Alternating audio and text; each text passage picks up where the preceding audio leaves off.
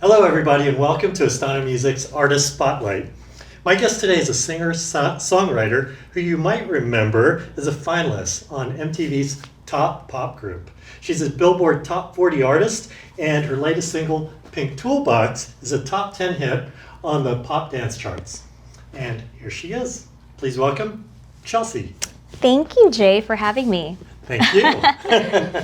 You look wonderful today. Oh, thank you. My goodness, I'm so glad. I did this all myself, yeah. Woke up like this, not. You just came off of a huge success with King Size, Thank you. right? And let's talk about how you got started. My interest in music started when I was about 5 years old. I was discovered really by my aunt and uncle in the Philippines.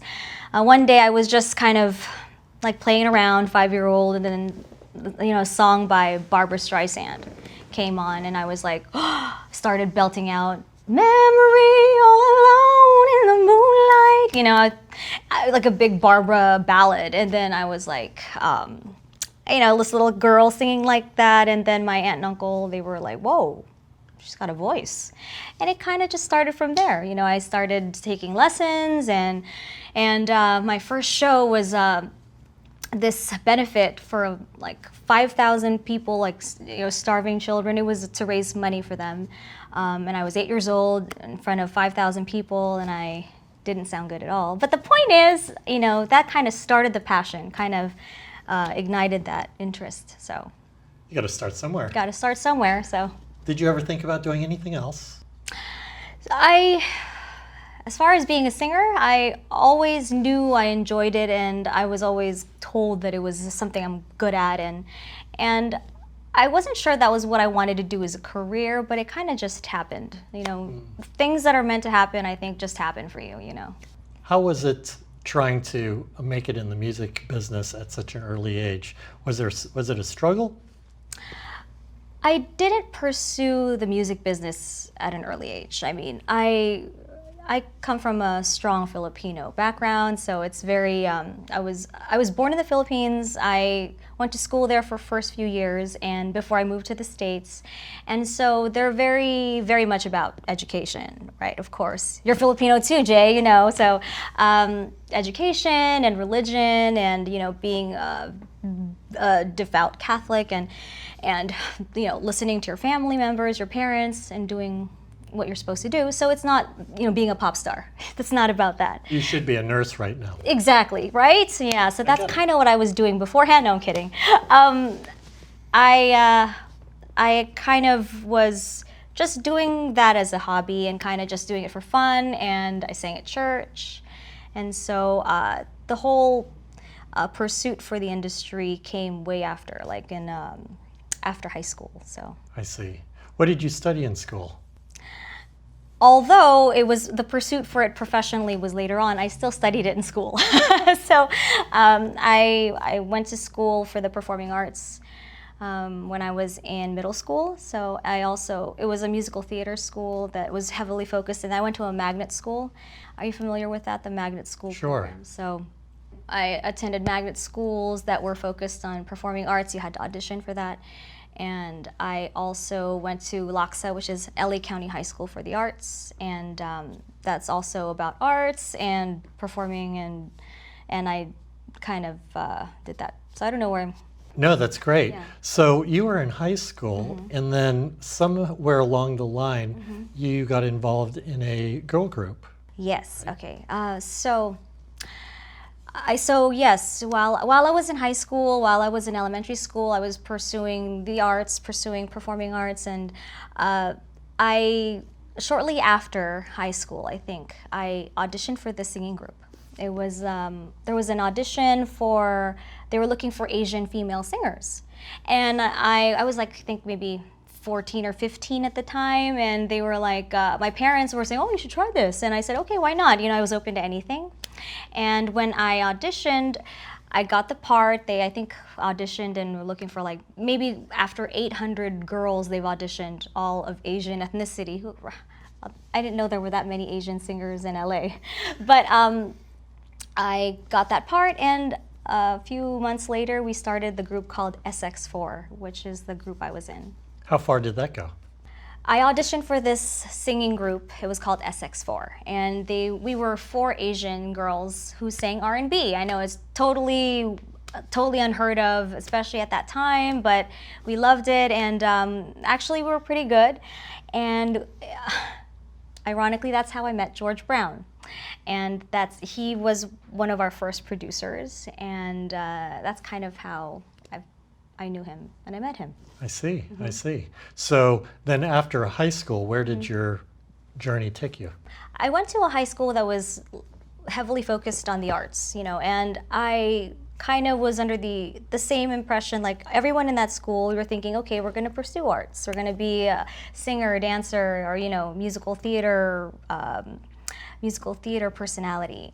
And I actually thought that I would pursue. I went to school for communications too. I think it's like a thing. But I wanted to maybe specialize in something else besides music, because just in case that's not something something I was going to pursue, or something that would work out for me, because it's one of those things. It's an industry that's really unpredictable, right? So I actually wanted to study information systems at the time, and computers, but. After high school, then SX4 came along and opportunities came along, and so that idea kind of didn't happen, but it's all for the best because, So if you weren't in music, performing, writing music, then perhaps you would have been in the medical industry as a nurse or in communications? It's in my blood. I know Filipinos are known to be caring, and yeah, I know. I think so. Maybe I probably would have been a director. I like being behind the scenes. Yeah, I'm a little nervous right now. I don't really like being in front of the camera. Believe it or not, I actually like being the one behind the camera. I'm more comfortable that way. Oh, I see. Yeah, I'm a private person. That's a new thing. So you've actually had ambitions of actually being behind the camera. And Yeah. what is it about that? Storytelling? Telling people what to do. I'm partially serious, mostly serious, but no, I do like storytelling, yeah. I like telling a story. That's why I like to write. So I like songwriting, and I like being behind the camera because I can direct and kind of be free with that. So, but don't get me wrong, I love being in front of the camera and being in front of the audience because I like to sing. I like to perform, and it makes people feel a certain way, and that's part of the fun. So, What is it why music for you? well, first of all, I can sing, and I'm able to express myself that way that moves people, and you can't really. I guess it's God-given, and I'm grateful for that. And so I've always been able to sing, and it came natural to me, and I enjoyed it, and people enjoy listening. So until they ask me to stop, I'm gonna just keep singing. So that's why. And what's the message that you're hoping to get out there to your audience? The message I'd like to send to my audience is,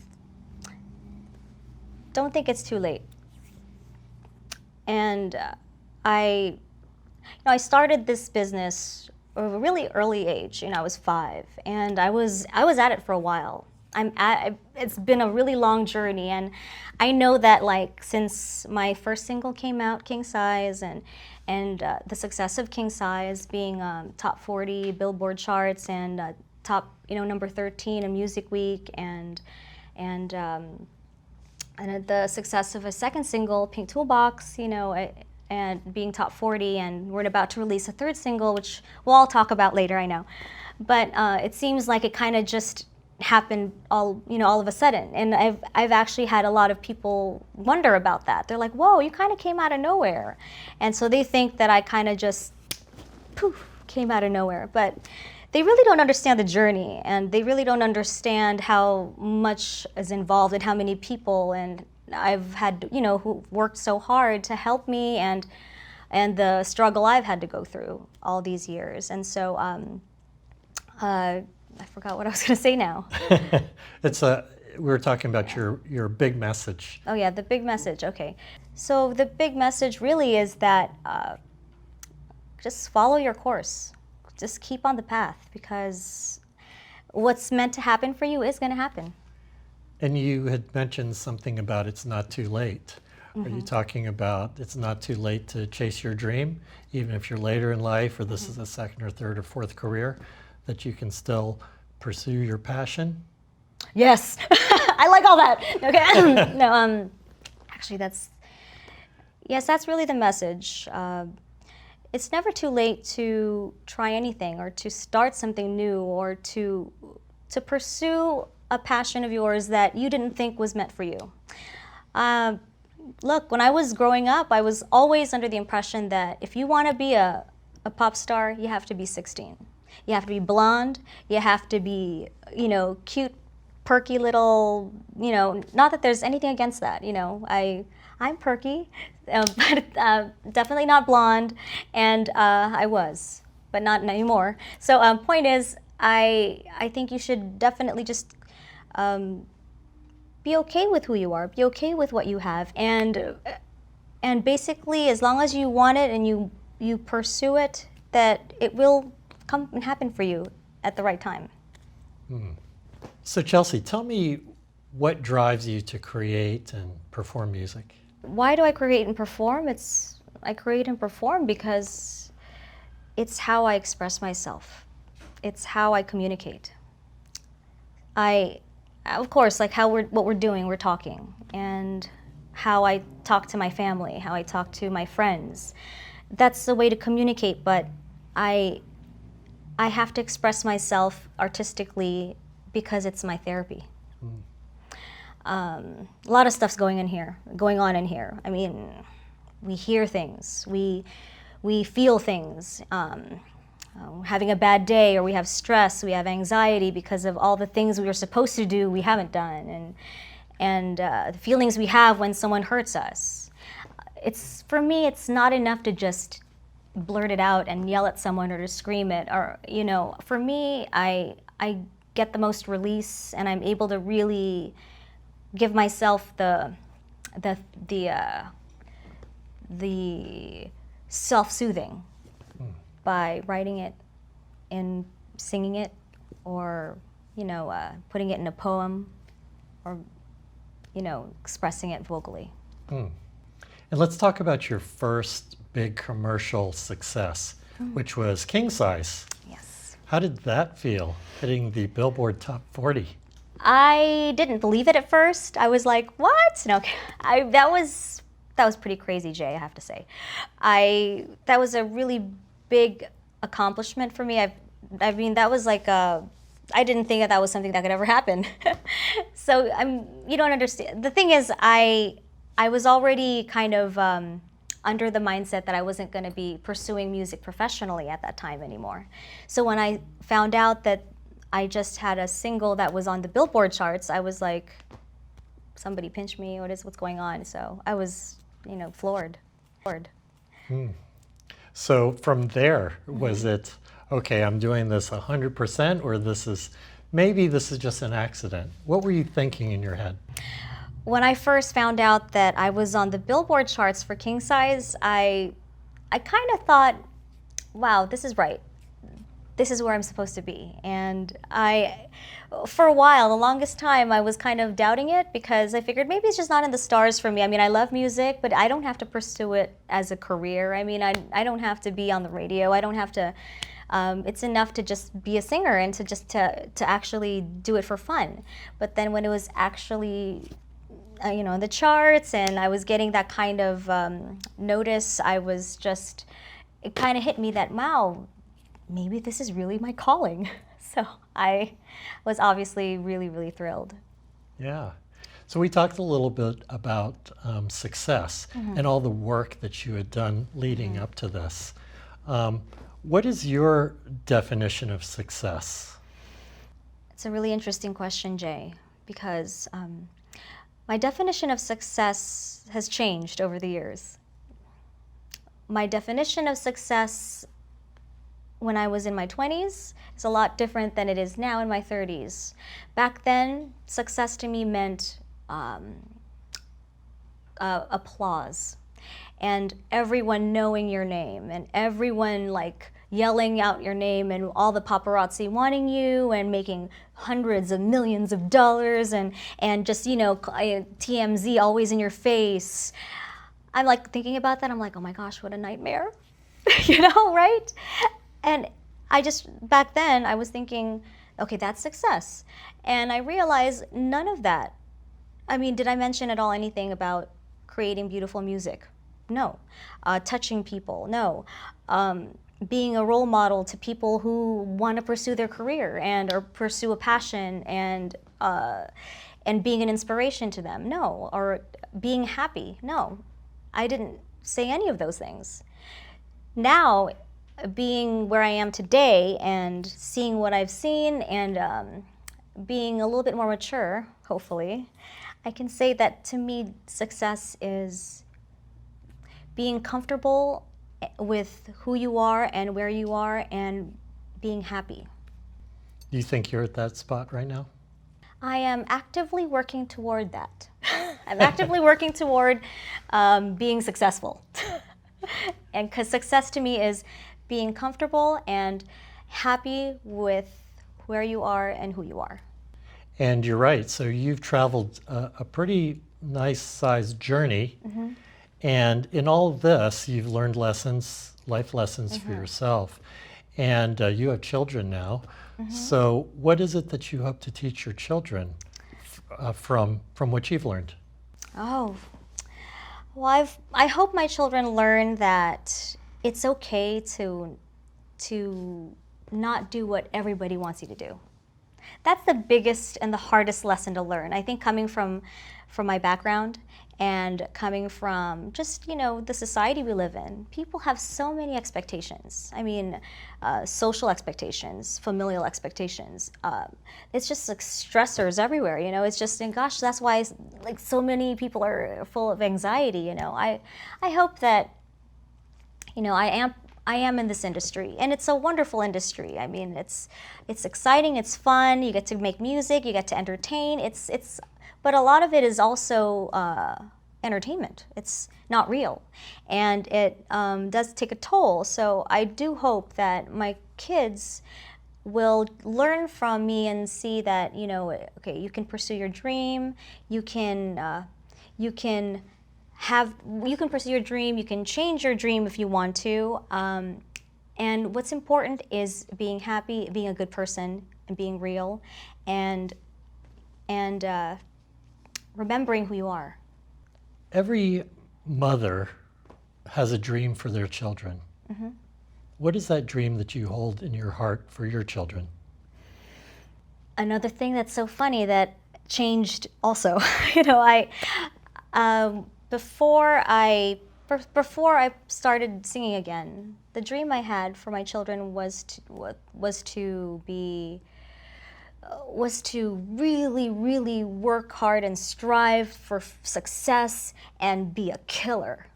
That was what I wanted my children, my girls, my daughters. I have two beautiful daughters, and they're like, they're peppy, they're fun, and all that stuff. And I was thinking, gosh, you better, get straight A's, go get an Ivy League education, and be a superstar golfer and singer. You know what I'm saying? It's like, oh, and don't forget, you should be a physicist as well, because that kind of, I was like, that's insane. I'm totally setting up my girls to have like, anxiety and just, and I realized that's not what's important. What is important is you find your dream, or if you have a passion, so hopefully you have something that drives you, that pushes you, that excites you, and pursue it. And it'd be great if you can do something with it that makes money. That'd be wonderful too. And more importantly, I want my girls to know and to learn that it's okay to not be liked. It's okay if you're not the most popular. It's okay if you're not the most, they shouldn't be so scared to not be liked. That's a good message, especially in today's environment of Me Too and bullying and those sort of themes that are flying around today. Yes, it's definitely a timely issue. It's what people are going through right now. Like I said, with the media, with social expectations, you can't help it. You know, it's why I'm really hoping that the being girls too. It's hard for women. I mean, it's hard for women, especially in the entertainment industry. I mean, like you're expected to weigh 20 pounds and to look perfect all the time, and no one's really like that. I'm not even really like that. I look at my pictures on Instagram, I'm like, gosh, she's hot. Who's that? Oh, it's me. You know, it's entertainment. You know, it's glitz, it's glam, it's. I hope that the message is that you can compartmentalize. So this is, one side, there's another side, and don't let it cloud your judgment. Very good. Well, tell me, whose music are you most inspired by now? Oh, I have so many people I look up to, musically speaking. Gosh, actually, I'm fortunate to say that Astana Music is owned by George Brown, and he's from Kool and the Gang, and the music of Kool and the Gang is amazing, and I'm fortunate to be signed with them. I also love, I grew up singing Barbara. I told you that. Barbra Streisand, she's I just love her, and her voice is incredible. And Celine Dion, I grew up loving Aretha Franklin, may she rest in peace, amazing, brilliant pianist too. Whitney, of course, too. Just those were I grew up growing up to listening to that and wanting to emulate that style. It's just amazing. But right now, I also love the new artists like Dua Lipa. She's awesome. I love, of course, Drake. Who doesn't love Drake? I like The Weeknd. Taylor Swift. She's awesome. She's an amazing songwriter. Her lyrics are really deep. And there's this British singer who is just awesome. Her voice just blows me away. Her name is Jessie J. She's Adele, of course. There's so many. I don't even if I keep naming them all, then there's one I'm gonna miss, and I'll be like, I can't believe I didn't say that. So yeah, I love them all. Yeah, so you've got a pretty good variety of influences. Oh yeah, absolutely. Yes, I like rap too. So I love the rapper in Astana and the other singer in Astana. No, honestly, the music, I'm pretty eclectic. I love everything. Country music, oh my gosh, how can I forget that? I love country.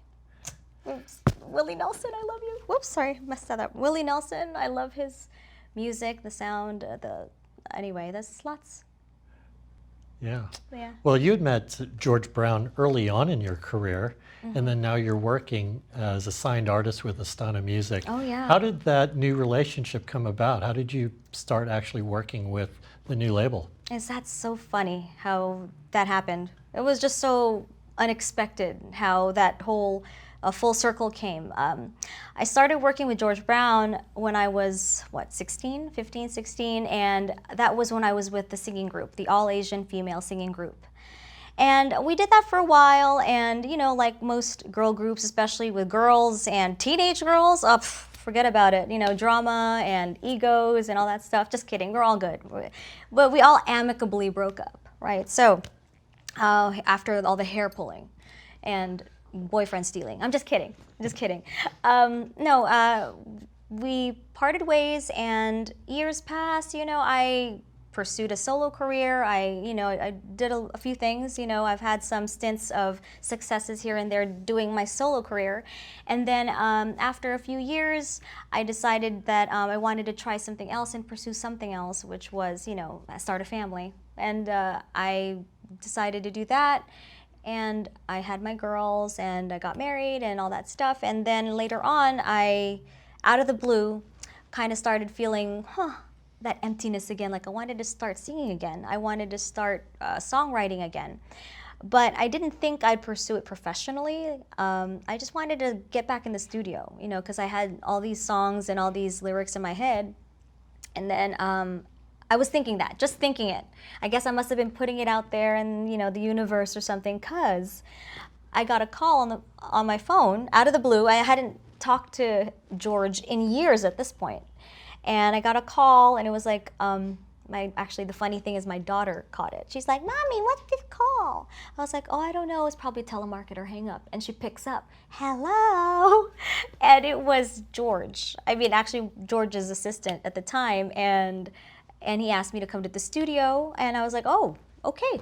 So I go to the studio because of that call. Otherwise, I wouldn't have gotten it because it would have been lost in the shuffle, and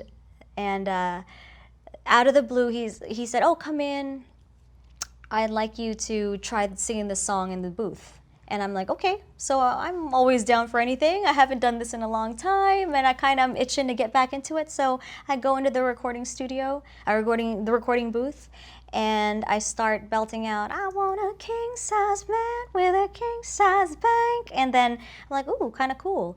And then I didn't realize that they were actually looking for a singer to sing that song. And lo and behold, King Size was born.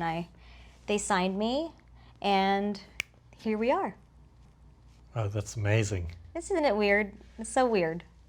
So having George Brown as a mentor is a pretty incredible thing. What are some of the things that you work on together? Having him as this person to advise you and support you and really help you with your career. Well, obviously we work on music, yeah. So I mean, he's so gifted. I mean, it's so funny. Like I was like listening to him, like just ideas that are just like catchy melodies and catchy phrases just pop up, and he'll be like, "No, no, no." I'm like, "Whoa!" And a song is born. It's really interesting. I learn a lot, and I learn a lot, and it's not just musical. I also learn about life, and I also learn about lessons because he's been around the world, he's done a lot of things, and he's had such, learning from someone who's had a huge amount of success in this industry that I want to be in. It's so powerful, and it's so helpful for me because then I get all the ins and outs, and he, tells me about like how to handle stress. And he's like, "Chelsea, you're gonna need to take some time. You're gonna need to breathe. Like when you have your interview and you start to get nervous, go." I was like, "Okay," and I just did that just now, actually, because I do get, little nervous in interviews. But hey, secret. But the truth is, I do learn a lot being mentored by someone who's been through it already.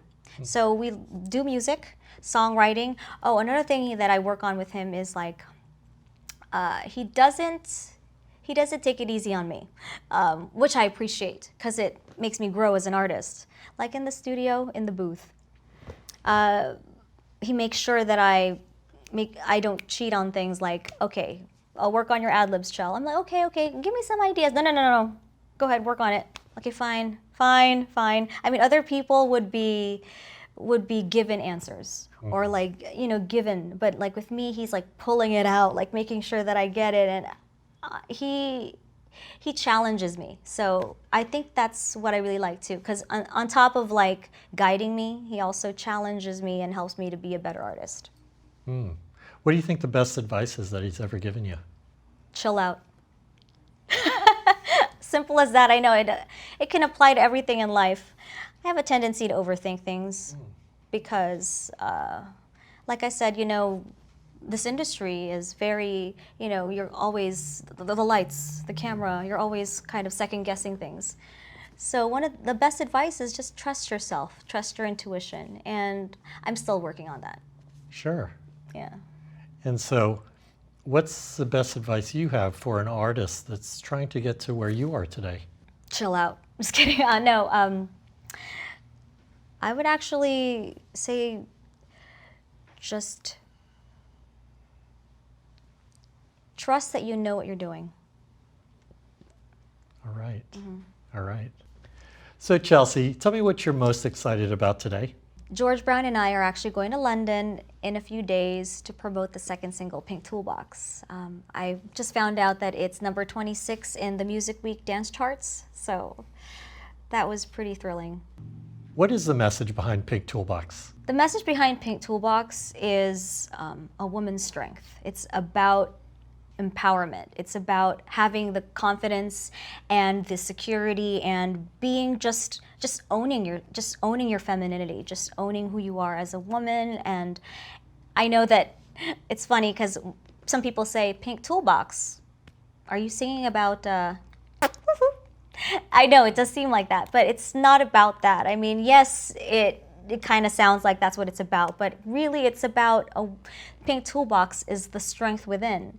You know, we have all the experiences, everything we learn in life, like what makes us who we are, our strength, and that's what our toolbox is. And pink is actually the color, a feminine color, so it represents femininity. So Pink Toolbox, the tools you have within that make you strong and that help you cope with life and get through life. And that's what the song is about, the message we try to send out there. And why is that message important to you?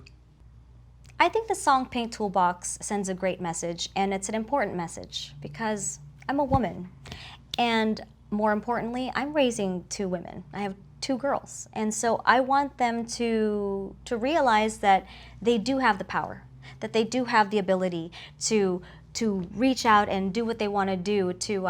They have the ability to learn and to grow and to be powerful enough to live the kind of life they want, and to not be like told what to do, and to not feel like they can't do anything. And I think that that's the message the song has, and I'd like to advocate that message. Wow, so this is actually the second time it's on the charts, because the first time I understand that it's been a couple weeks in the top 10.